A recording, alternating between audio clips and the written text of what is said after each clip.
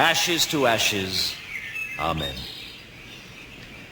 We are gathered here today on this beautiful autumn morning to pay our last respects to Thomas Fairclough, Richard Mason, and Harold Walker.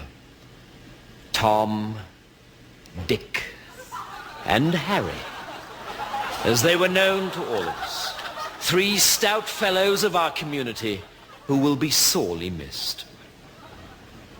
Tom, sadly, was blind, an affliction he bore with great fortitude, especially considering he was also deaf.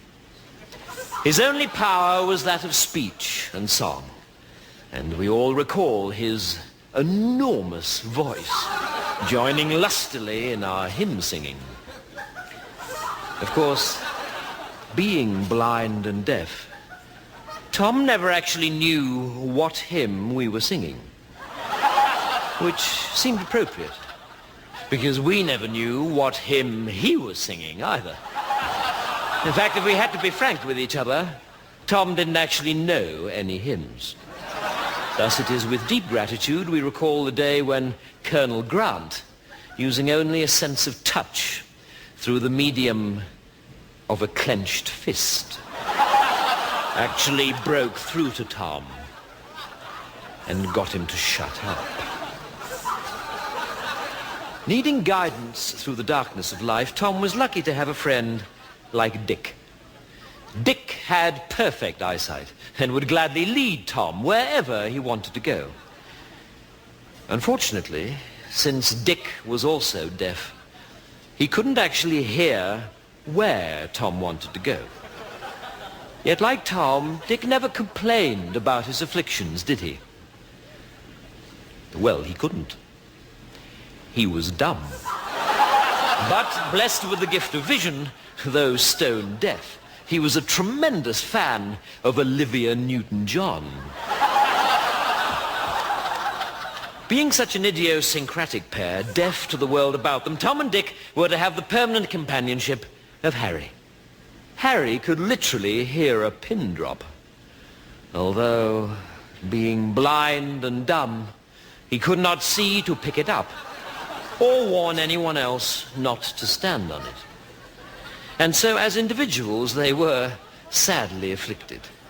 But together, they were in possession of all of God's senses, weren't they?